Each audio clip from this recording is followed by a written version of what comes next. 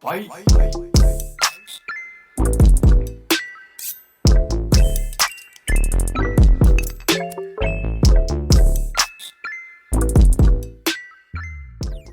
Welcome back to the Two Pointers podcast. I'm Trevor Everett. Today is kind of a packed solo show here. As you'll see in the title, for those who don't know what the Jerome is, we'll get into it. I knew about it, but didn't know really what it was and that it was called the Jerome. So I participated this year. Shout out to Will from House of College Hoops putting together some graphics for the team, and I'll get into that. I'll put mine on the screen for the YouTube audience. Before we jump into it, don't forget the Two Pointers podcast is sponsored by SeatGeek. SeatGeek is the presenting sponsor of the Two Pointers podcast to provide you, the audience, and the listeners with the opportunity to earn $20 off your first purchase at SeatGeek.com or in the app. That link is in the top of the description. To earn $20 off your first purchase buying concert tickets, sporting event tickets, March Madness tickets, NBA game tickets, whatever you're going to be doing with your friends and family this summer and this spring as we head into the best time of the year, March, with the March Madness. $20 off your first purchase, whether your team's playing or not. If you have a game in your city or a tournament bracket field in your city, go check it out, right? $20 off your first purchase. SeatGeek's a great intuitive app. You'll be able to see a deal score, red, yellow, green, 1 through 10, as well as a view from your seat in a lot of arenas in the United States. So definitely check that out, SeatGeek.com, link in the top of the description. All right. A little bit of housekeeping out of the way. I'm doing a solo show because I'll be heading out to Washington, D.C., like I talked about on last week's podcast. Also, if you're following along on Twitter or X, I greatly appreciate it. That's where you'll get the fastest live updates of what I'm doing and what I'm working on throughout the day-to-day and throughout the week. So just keeping that in mind. Today, we're going to talk about my Jerome Wave 1 picks, right? So what is the Jerome? Really quick, kind of getting into it. It's a format of picking and I'll actually give the credit to the creator properly here, but it is a picking the conference tournaments in March Madness or pre-March Madness. So basically there's a point system to it. I'll pull it up here. The Jerome was something that was long-standing for a very, for quite some time. It did retire this year, but shout out to Andrew Weatherman. I'll put his Twitter on the screen as well, or I'll put it in the description. Give him a follow. It's already too late to participate in Wave 1 officially. You have to participate in Wave 1 to participate in Wave 2 to be able to be a part of the leaderboard. There's a leaderboard, which is really cool. If I place really well, I'll keep you all updated and in tune. Post it on Twitter, like I said. But here's the Jerome, at least from the website and how it's carried on. The Jerome lives on. The Jerome is a decade old, which is true, men's college basketball conference tournament pick'em contest. Here's the deal. You need to pick the winners of each conference tournament. No need to dive into the depths of analytics. If your team wins, you score points. Really quick point system here. It's through a Google form. Super easy. He keeps up with it all. He's an analytics guy. Went to Duke. Plus 0 points if your team does not reach the championship. Plus 2 if they lose in the championship game of their conference tournament. Plus 5 if they win the championship, and then plus 7 if they win the championship and are not a top 2 seed. So a couple of my picks you'll see are 3 seeds, 4 seeds, because I do believe that they can win, as well as the point value for the Jerome, worth the shot. And then plays max 2 games on a home court. That is including teams, like in the A-Sun where they play the home venue. So a team like Stetson or Eastern Kentucky might be not worth the full 7 there. So now that we got the housekeeping out of the way for the Jerome, what are my picks, right? I want to sit here and talk to you guys about those picks today. As you'll see, we'll also, in the title, we'll get to NBA Championship Contender tiers. That is one of the most fun things I put together every year. It was actually an article. I'll run through that whenever we get to it. It was actually an article last year that I posted on House of College Hoops or houseenterprise.com for the NBA content. But we'll talk about that. So, my Jerome. Wave 1 included the America East, Atlantic Sun, Big Sky, Big South, the CAA, Horizon, Missouri Valley, Northeast, the Ohio Valley, the Patriot, the SoCon, the Southland, the Summit, the Sun Belt, and the West Coast Conference. I will get into my picks next week, depending on how the show lines up with a potential guest, but we will get into next week's with the remaining conferences, including most of the major power ones, ACC, Big 12, etc. So, the America East. We'll start with, we'll just go alphabetical like I have them on my paper here. The America East, and like I said, I'll throw the graphic up on YouTube periodically, but following along as a podcast will be a lot easier. I went with Vermont.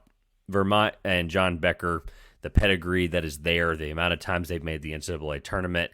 I don't have a lot of these brackets in front of me because I don't think it's relevant to at least why I believe these teams are what they are, but I'll keep the conference standings moving if I need to. But the America East is going to be Vermont for me. They are the 1 seed, 25-6. I knew that wasn't right. 15-1 in conference. UMass Lowell is the other team that was a very popular pick. And then for value's sake, Bryant was definitely your best choice there. Atlantic Sun, we're going to skip almost right over this entirely. I went with Lipscomb, which, by the way, so did like over 50% of the people that voted on this. Over 1,600 people voted in Wave 1. Shout out to Andrew again for putting this together and keeping this going. But Lipscomb upset, unfortunately. They were the 3 seed. They were a really good value pick. They were, I think, 5th in points per possession in the entire country this season. So, credible offense. We talked to their head coach on Everything College Basketball, Mr. Lenny Acuff. He was on the Everything College Basketball podcast with us recently. Super great interview. Was rooting for him, number 3 seed. They did lose to a former player after he played, I believe, 3 years at Lipscomb. Hit a ridiculous, I believe KJ Johnson's his name, hit a ridiculous, they called it a 2, it was a 3. Runner in the lane, whatever you want to call it. It was nuts. Couldn't even see the basket whenever he shot it. Sorry for Lipscomb there. Sorry for Coach Acuff. But the ASUN is an incredible tournament that always feels like it has an incredible moment. All right, the Big Sky. Big Sky, I went with Weber State. Big Sky, just to be clear on some of the rankings here. The Big Sky, Eastern Washington is kind of your favorite that led the way. 15-3 in conference, 21-10 overall. Montana was 21-10 overall, 12-6 in conference. Northern Colorado is a very popular pick, 12-6, 19-12 overall. I went Weber State. They have the best player. It's as simple as that for me. Weber State has Dylan Jones. I'm going to just be out there and say Dylan Jones is the best player in the conference, and he is capable and talented enough to push them and continue to get them further down into this conference and potentially win it. The Big South, I actually can find in a couple of folks that cover the Big South pretty regularly, if not entirely. Brian Wilmer, shout out to Brian, who's covered many of these teams and many of these games. UNC Asheville, I understand the pedigree is there. Because of the standings, they aren't exactly a big point extra value team. They're a 2 seed. They're 20-11 at 12-4. I went with the favorite, High Point, what Alan Huss has done in the first year. They have 4 incredible guards, averaging double figures, or 4 players total, most of them being guards. 12.9 points or higher. Thiem, Hamilton, Giffa, and Miles, all averaging 12.9 or more. 24-7, 13-3 in conference. They dominated this season, which is an incredible testament. They are also the home team. This is one of those tournaments. I've been to it before when Campbell was the host here. I believe 2018, 2019 season. And look, at the end of the day, that's an advantage. And a brand new arena that's gorgeous. I cannot wait to get to it next season. Hopefully they're this good again. I assume so with Coach Huss and what he's built there. But the point is High Point's incredible. They have what you need to win in March. And I just didn't want to overthink that, despite Drew Pember being the 2-time Player of the Year in the Big South. The CAA, I'm going to give an abbreviated version of this answer because there will be a preview. Here's my plug on YouTube. I'm pointing at it. House Enterprise, or House of College Hoops, will be up on that site very soon. As I'm recording this podcast, it's late Wednesday night. I know normally I release Wednesday mornings, and not going to get into what's going on there and why that happened. But long story short, here we are, and it's coming out to you. This pod will go out early Thursday morning in your feeds. Before this tournament starts, I'll be in DC, like I mentioned. Keep update of what's going on there. Some really cool content coming. But I have a preview going up with Zach Penrice, another awesome content creator, writer, person at House of College Hoops. He covers the DMV sports area. He is going to be in attendance after I leave for the semifinals and the finals. So we will have you covered with almost every single minute of the CAA coverage. We'll be talking about it on Friday on Twitter, but nothing in formality there. I went to UNCW. UNCW, I know, is the 4 seed. So, again, this is an incredible value. If you basically didn't pick Charleston or Drexel, you were getting a team that had a strong chance of winning the championship if they were a 3, 4, even 5 or 6 if you got into, I know Delaware's the 6. I want to make sure I'm not talking out of my tail here. With Hofstra being the 4 I know the tiebreakers is weird in how they fell. UNCW, I believe, eventually got the 4. I'll double check that really quick. But basically, if you believe in UNCW like I do, you believe that they have 4 attributes that can win a tournament game or win tournament games, plural. Best player on the floor in Shazarian White, a balanced offense, an incredible rotation of experienced guards, and a great coach. At the end of the day, I'm not going to sit here and give you the reason they can't win it because that's not what I'm doing. I'm giving you the reason they can. And ultimately, that's who I went with. They have an incredible coach, like I said, and Coach Settle. At the end of the day, UNCW, I think, is severely understated. Yes, after the tiebreakers, they did get the 4 seed. So, incredible Jerome value, and I think they're the best team in this tournament. I've said it all year. And I also think they're the best team, or one of the only teams in this bracket of the CAA where one of these teams make the March Madness tournament. They're probably the one that can win the most games, or win a game at least. I think they have the best chance. They've done it this year already, swept Charleston. They've overcome the adversity. They beat Kentucky at Rupp Arena. That doesn't happen often for a lot of these small major teams, mid-major teams. So shout out to UNCW. They're my pick in the CAA.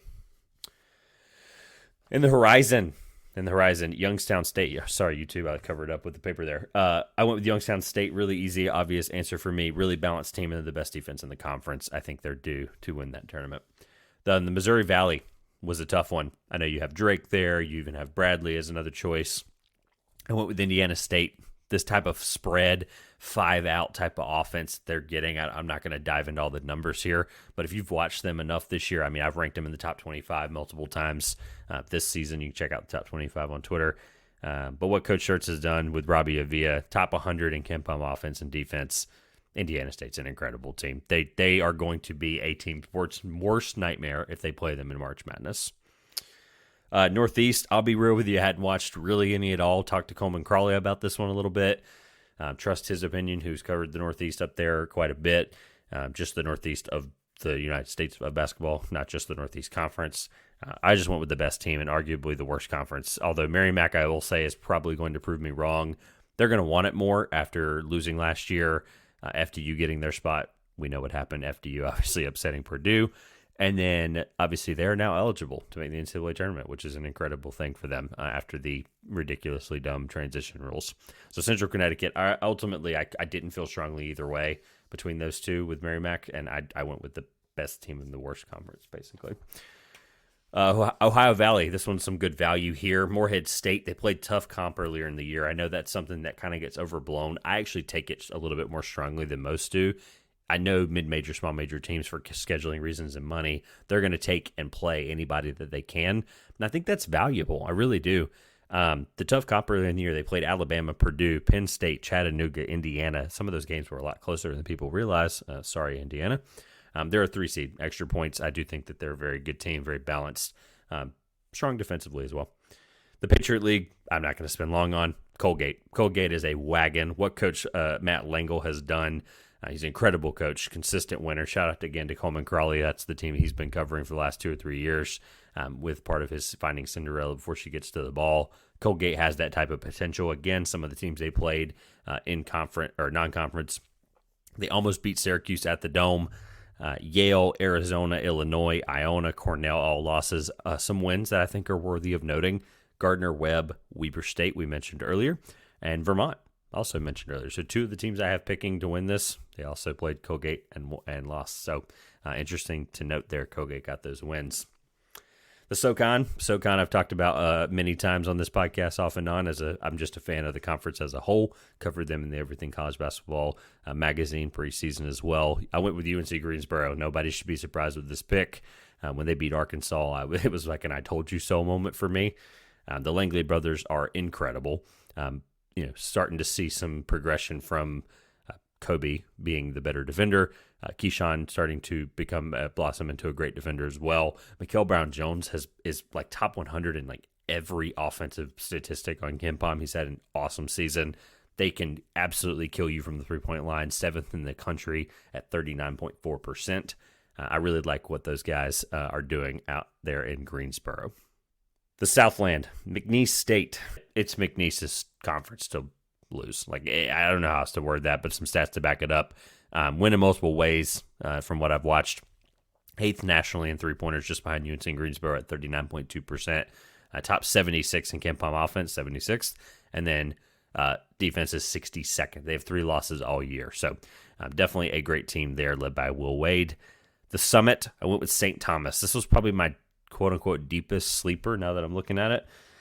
Weber State, I guess you could call it. They were the 4 seed, UNCW 4 seed. I didn't reach down far into the barrel on some of these. I did a little bit more in Wave 2. We'll get to that next week. St. Thomas, sleeper team. They're a 4 seed. They've won some really strong games in the Summit Conference conference regular season. Again, better points. I mentioned that. Super efficient from the field. They're top 25 in the country in field goal percentage, 55.4%, and top 30 in effective field goal percentage. They're not going to miss. They're going to make the easy shots. They're going to make the hard shots that are in close, and they're going to force you to beat them and be an efficient scoring team with them, which is really hard to do, especially with some of these bottom teams in the Summit League. The Sun Belt, a.k.a. the Fun Belt. Everyone's heard it before. I'll plug this as well. I'll be on the Sun Belt Syndicate show. I believe it'll go out. I think it'll be live Tuesday the 13th or the 12th, or whatever that Tuesday is, to 12th, because I come back from D.C. on the 11th. I'll be on that show talking the Sun Belt champion, as well as the hypotheticals, teams that Sun Belt tournament teams don't want to see in March Madness. A little bit of a preview, right? Or teams they do want to see as well. Hopefully we're talking about this team, App State. I know they're the favorite, so less points for the Jerome here. They're a balanced team offensively. They can beat you in any way they want. Coach Kearns is an incredible coach. What he's done there in that program deserves Coach of the Year. First outright regular season championship for them since the 70s. Demolished UNCW early in the year. And I say demolished, they won by 30. They beat Auburn at home, as y'all listening to this podcast, hopefully back in December when that happened. I was at that game with my wife. They beat JMU twice. They excel on the defensive end. I know the JMU beating them 3 times thing.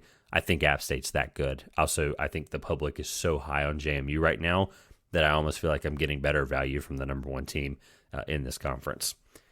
Lastly, was most certainly not least, even though a little bit of a down year, there's some pretty picks that I think San Fran was going to get you the best point value there from a realistic winner, just based on how this tournament is put together.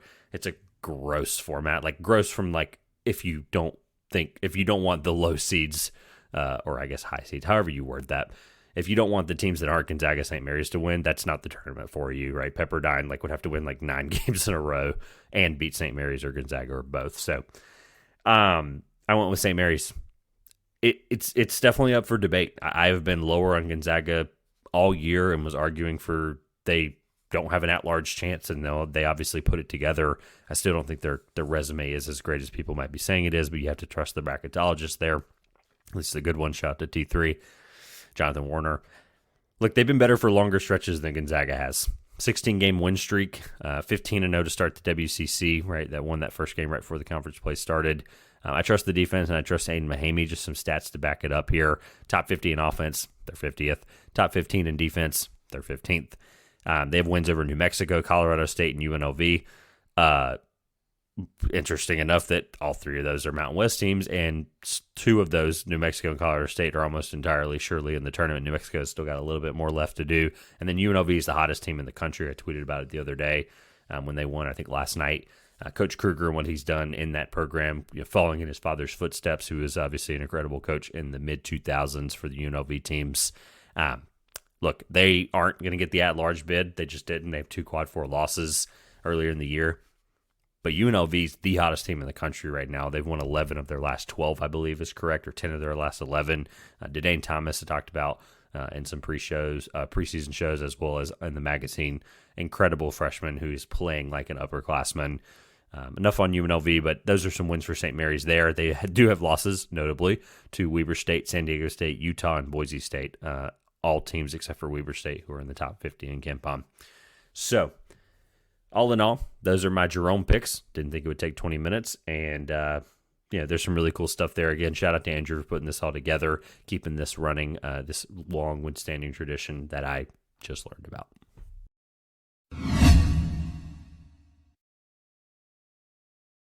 All right, coming back after we talked about the Jerome at the top. Now we're going to jump into the NBA. Wanted to kind of do a split show here a little bit. This one may take a little bit longer, potentially, covering 30 teams here.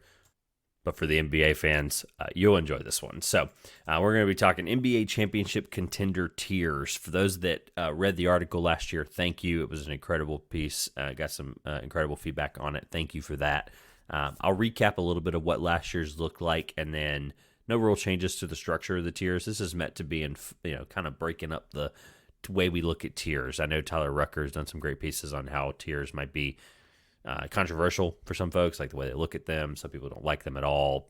How do you use them as a barometer or whatever? I think they can be fun, especially if you make them fun. So here we are. I did try to make them fun. Last year's tiers looked like this. They're a little bit different. We'll start at the top. Legit contenders, also known as, for my standing and the way I value this and the way I look at this, doesn't mean that if they don't have this, they aren't a legit contender. Let me be clear. But legit contender, or also known as, has the best player in a series. Last year, we had a couple of different teams fit this criteria. I had Boston, Denver, Milwaukee, Philly, and Memphis. So thinking a little bit through there, I still thought, regardless of I think they were a legit contender. Memphis, Philadelphia, having Embiid, Giannis. Phoenix, it was Kevin Durant. I don't know. It was an interesting thing to look at. I'm not trying to dive into last year. Jokic, obviously, and then Boston with Jason Tatum. So I think I was right with those. Next contender is There's Something Holding Me Back, paying homage to really underrated artist, Shawn Mendes. Not something you expected to hear from me today, but somebody I really enjoy. There's Something Holding Me Back last year. It was Golden State, Cleveland, the Clippers. As you might be surprised, this is a large tier.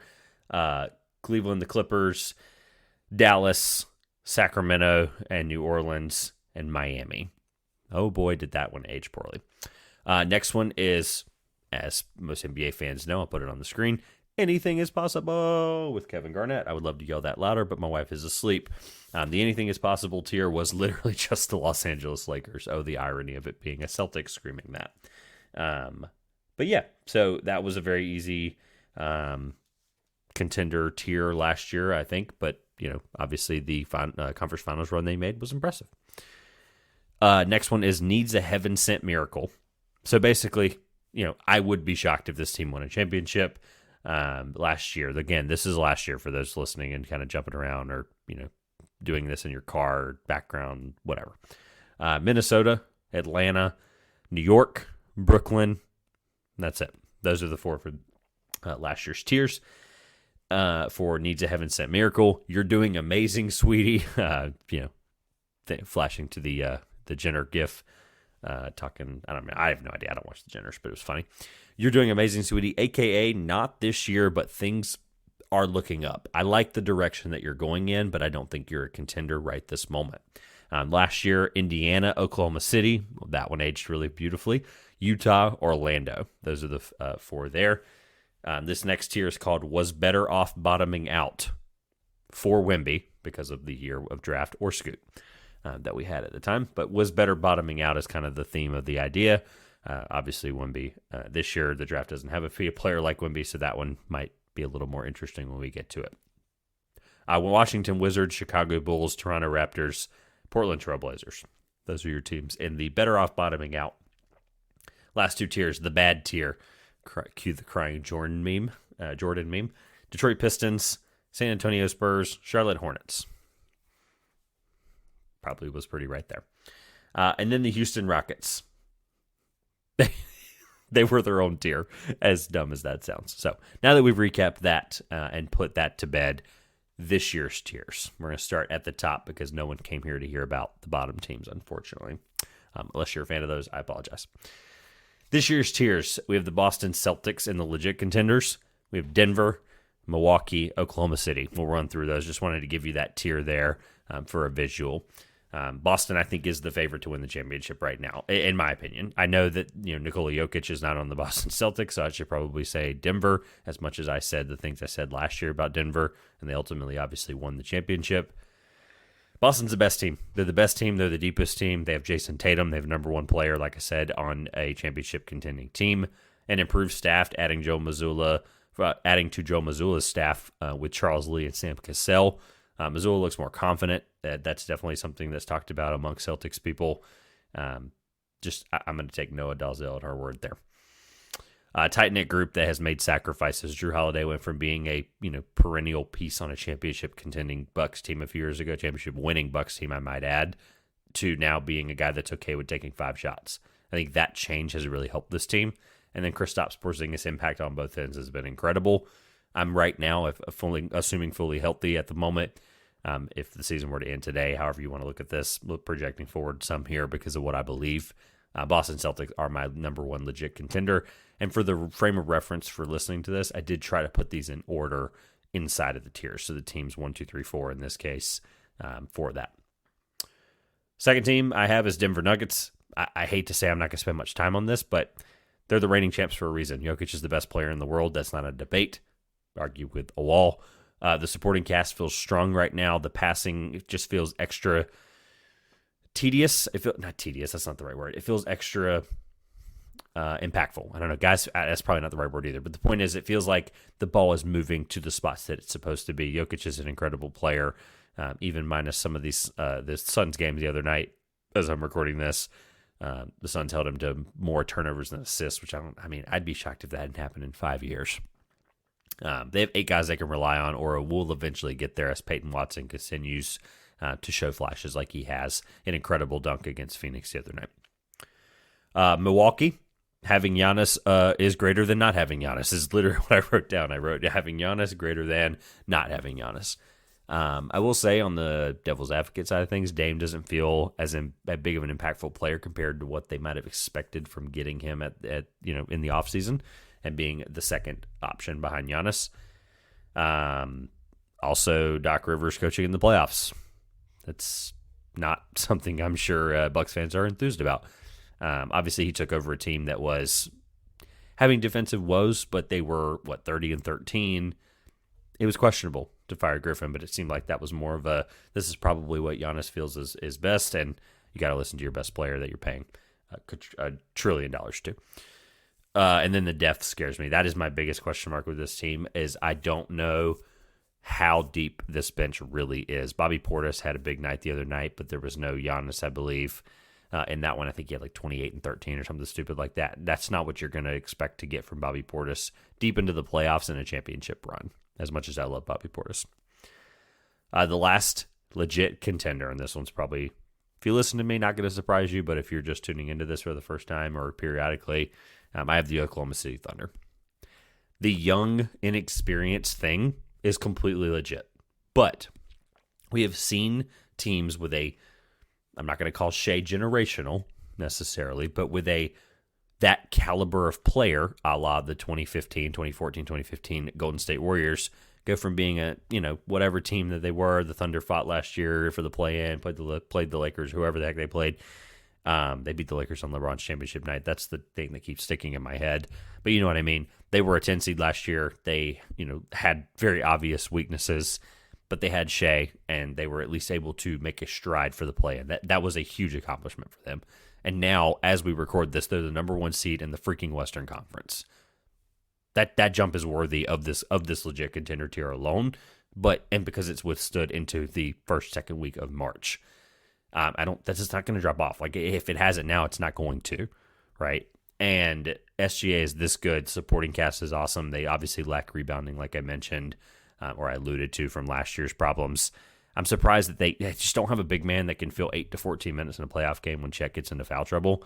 I'm surprised they didn't get Gafford instead of Dallas. I still will continue to beat that into a pulp because I just didn't understand it at the time, and I don't understand it now why Gafford. I understand they have a model and a plan of every single player on the floor is somebody that can shoot, somebody that can cut, minus maybe Josh Giddey on the shooting part, but somebody who can shoot, somebody who can cut, somebody who can be reliable with the ball in their hands. Their lineup is shooting an incredible rate right now. A bunch of guys over 40% from 3. Again, I know the young, experienced team thing, but SGA is that good. He gets to the rim at a ridiculous rate in the playoffs when the whistles make it swallowed more. He knows how to finish regardless. Obviously, his free throw rate is very high, but I think that will work itself out in the playoffs. I think he's only going to continue to get better. All right, that completes the legit contenders tier. We're going to move on to There's Something Holding Me Back. At the top of There's Something Holding Me Back, I have the Los Angeles Clippers.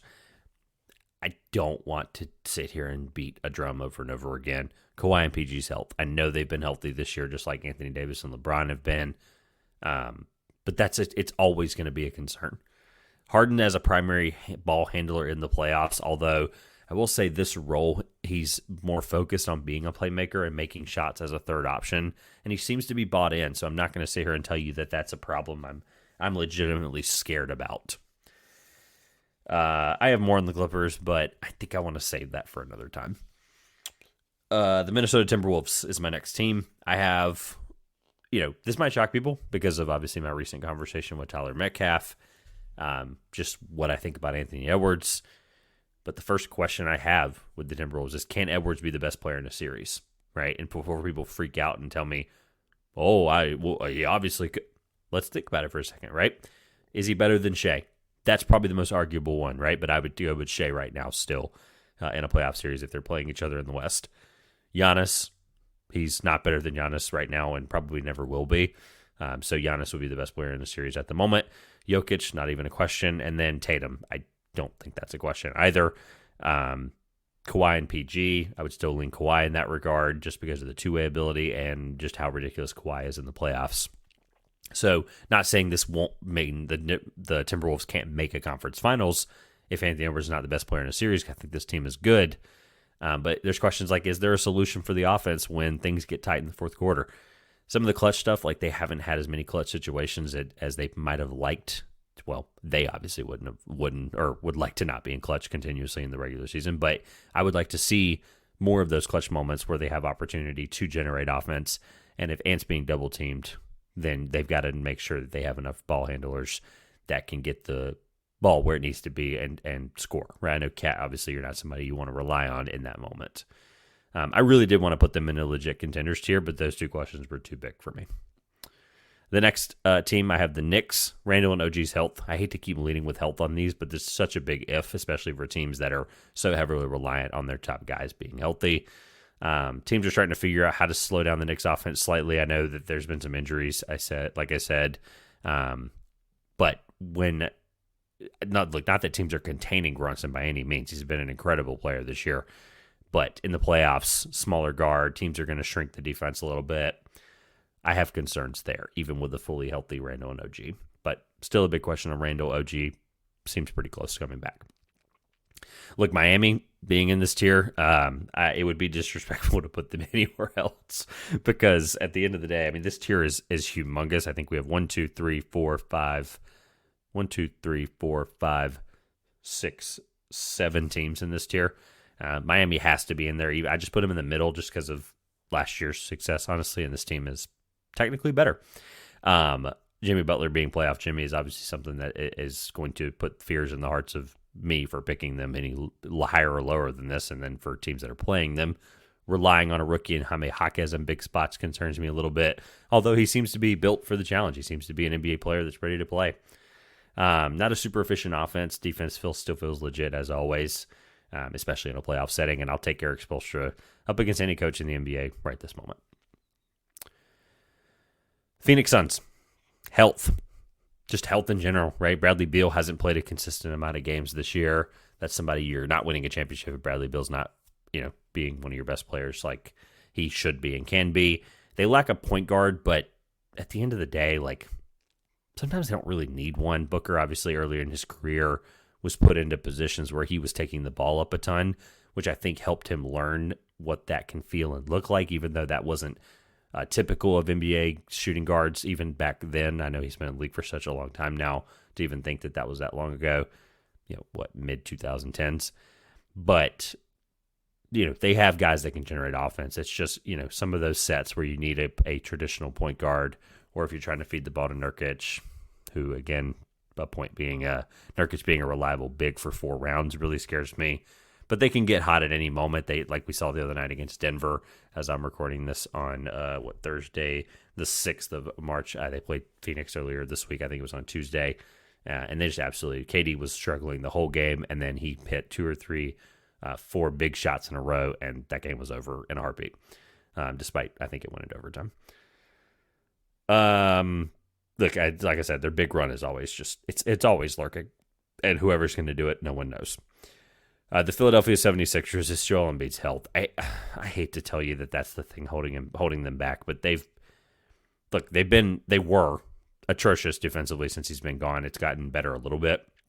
If he's healthy, I think Maxi's ascension this year to this caliber of guard he is as a passer and as an attacker and a shooter, even his shooting has just absolutely mightily increased from what I thought it would be in the pre-draft process a couple years ago. Like I made that very clear. I did not think his shot would even get to this point, much less this quickly. Buddy Hield's addition, I think, is positive. I think that helps them a lot in playoff series, even though, this team already isn't, I feel like, super deep, but the way Nick Nurse plays, I don't think that matters. Cleveland Cavaliers, can Donovan Mitchell carry this team because of the Evan Mobley questions on offense? Look, I think defensively this team's gotten really good. Max Strus has obviously come into his own a little bit just as an overall player coming over from Miami. Garland had a really big defensive stop on Jason Tatum the other night. I know they reversed that call, but ultimately the defense was what helped make that call reverse, right? That he obviously didn't foul Tatum there. It was reversed, whether you think it was or not. It was great defense up to that point. They're starting to figure out how to win even with Garland back because they went on that crazy win streak without Garland when he was hurt. Again, I think it ultimately, all those factors, it comes back to, can Donovan Mitchell carry this team? This tier, anything is possible. So we're getting into the kind of long shots here a little bit.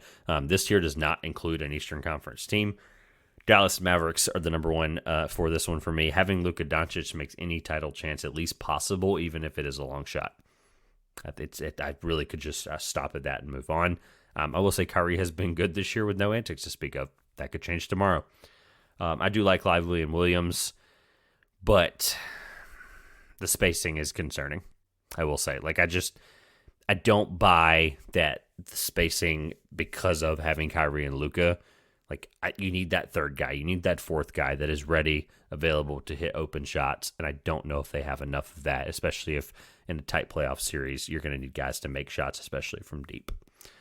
The Los Angeles Lakers, healthy LeBron and AD this year, I get it. Otherwise, the roster, I don't think is cut out to win a championship. I'm just going to leave it at that. Anything's possible because healthy LeBron and Anthony Davis, we saw how that turned out in 2020. Also, that team was better. Needs a heaven-sent miracle. I debated putting the New Orleans Pelicans in the anything's possible tier. If a healthy and Zion Ingram are out there, it's a dangerous combo. But some of the same questions I have for Phoenix with lacking a point guard, there isn't a point guard on this team that I like, or really at all that they have right this second. I love Dyson Daniels just as a prospect long term. That's not what I mean from a point guard thing. I don't want McCollum running my point. It is what it is. I want a traditional point guard. I know point Zion. They've tried that before, whatever. But these guys are shot makers. You need to get them the ball in space, in transition. You need a guy that's not Jose Alvarado, who I think is an incredible player and defender specifically. But the Pelicans, I think, are a lot further away from a championship than I would like them to be, even based on some of the defensive versatility and talent with guys like Trey Murphy and Herb Jones.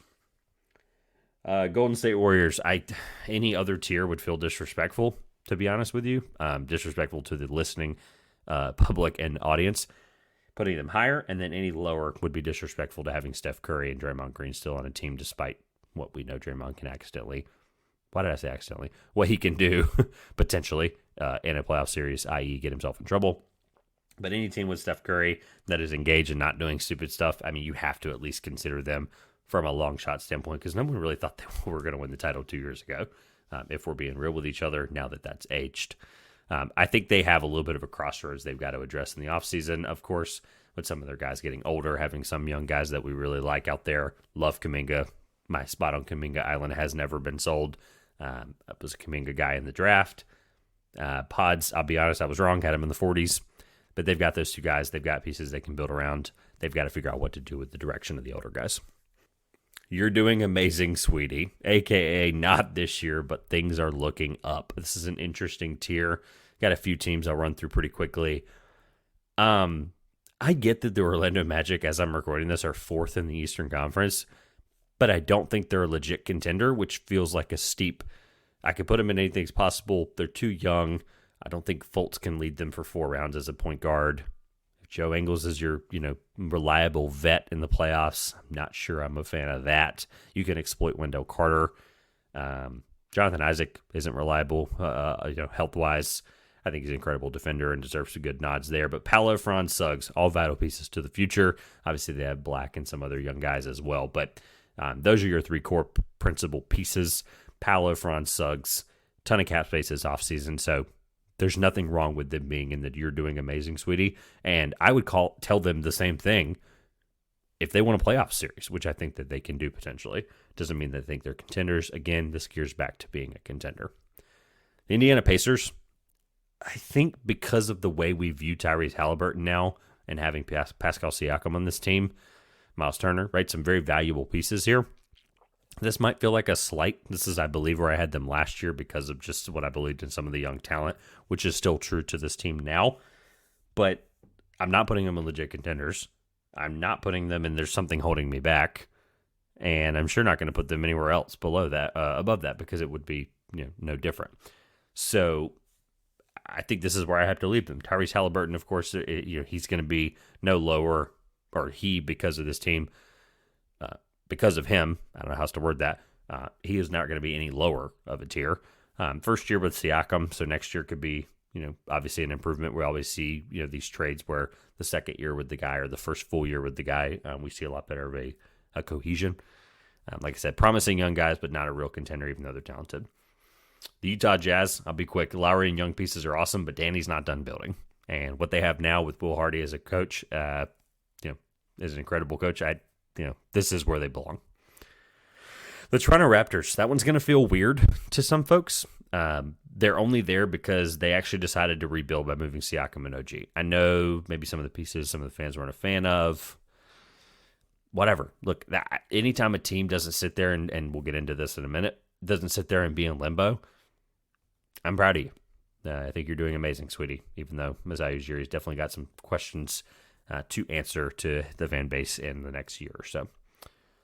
The Houston Rockets is the last team. This should absolutely just shock people because, I had them as their own tier below bad last year. What Ime has done coming in and changing the shock of that culture of those guys shot chucking and there's no accountability there. Done an incredible job getting guys to buy into their roles, right? Jalen Green is somebody that is okay, or it seems to be okay, buying into the role of him not being a 25 shot a game guy. They're playing through Şengün as they should. They're still a horrid defensive team, but that's only going to get better with time. Was better off bottoming out. I really thought this tier was going to be bigger. And ultimately, as I was making the list, I went through West first and then I did East, I think. Either way, I did an entire one conference, so I didn't get them out of order or forget anybody. And then I went through the other conference and I was like, oh my God, I have 0 teams from the West and I have 2 teams from the East. The 2 teams are the Atlanta Hawks. They should have figured out a deal for Murray. The value wasn't going to go up or get any better.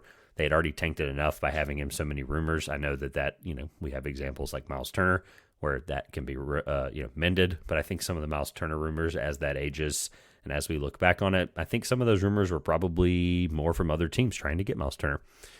I don't know. What's the future of this team? I talked to Chris O'Brien on one of the podcasts we did. We did a home and home on Obi's office and over here on 2-Pointers. And we talked about the future of the team a little bit. Trae Young, there's a potential package deal there to somewhere like Orlando, having the cap space, having the the draft capital, the young guys. I have no idea what they're going to do, and honestly, I'm not going to try to figure it out right now. Chicago Bulls. I would be doing this team a disservice. Actually, I would be doing this team too much credit, or giving this team too much credit, if I gave them a longer rant than Chris O'Brien did on Ball Game Podcast. I'm just going to keep it simple. Why try to keep all the older guys together there and not really pick a direction? Kind of going back to what I thought about the Raptors. Vucevic, DeRozan. Vuce, I believe, still has some extra years on his deal, but DeRozan being an expiring at least helps you move him there, even if it is a slightly large contract to a contender. I don't know why he wouldn't fit in Philly, right? Especially to fill those games without Joel Embiid. The spacing and the 3-point shooting in the playoffs, maybe, sure, I get it. Levine, the market was absolutely not there. I fear that slightly as I get further away from that trade deadline, I don't know actually what value was probably out there for some of their guys. I don't know.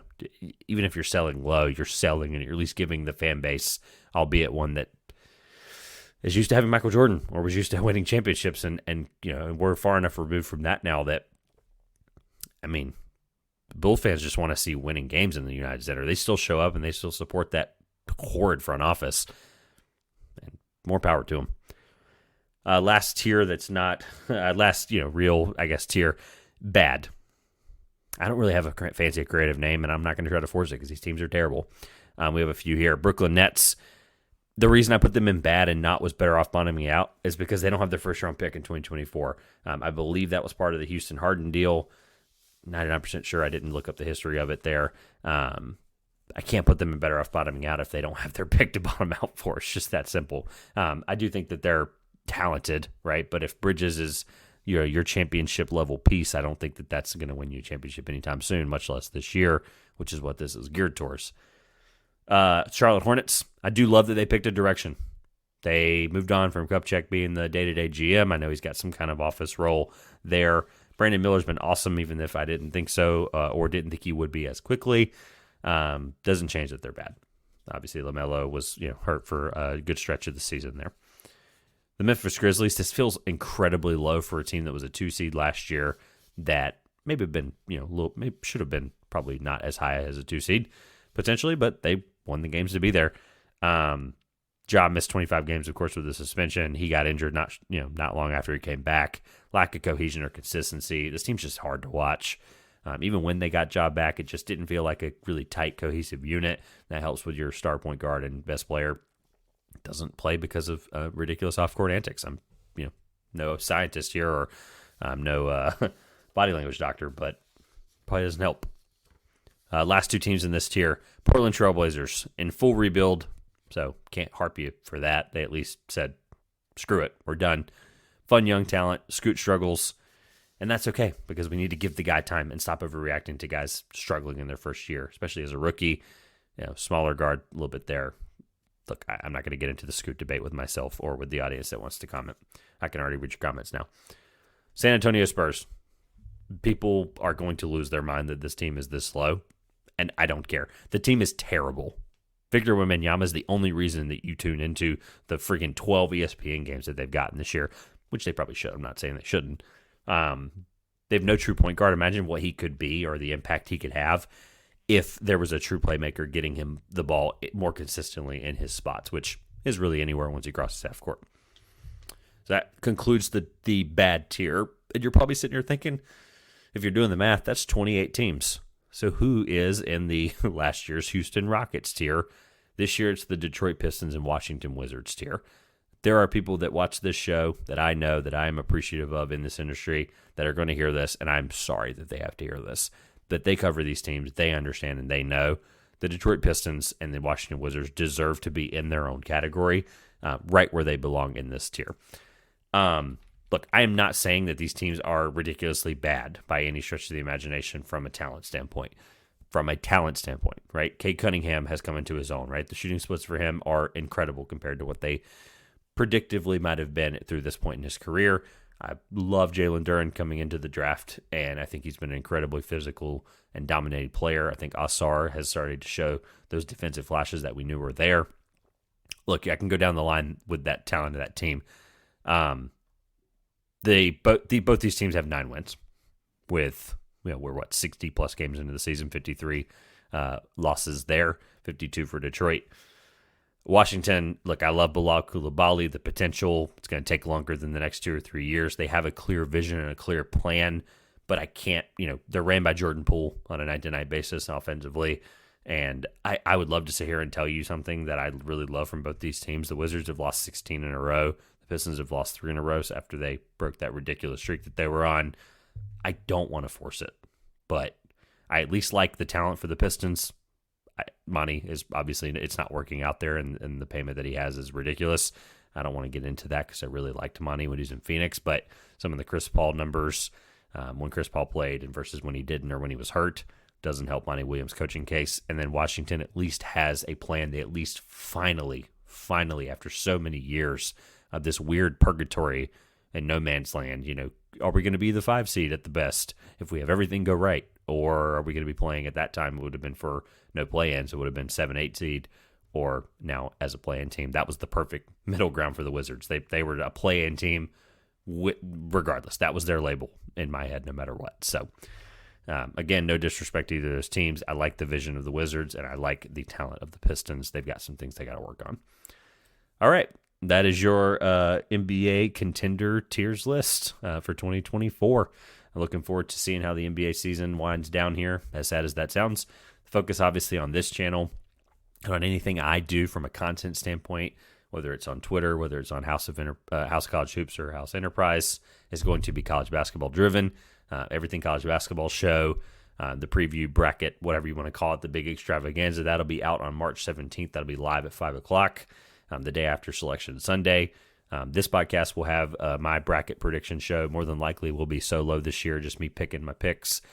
As much fun as it was with having Josh, and I think we had Phil on last year as well. Just I didn't want to talk to myself that quickly or that early on into that process. So, but I'll have a good grasp on what I want to pick this year, and I think that'll be a really fun show.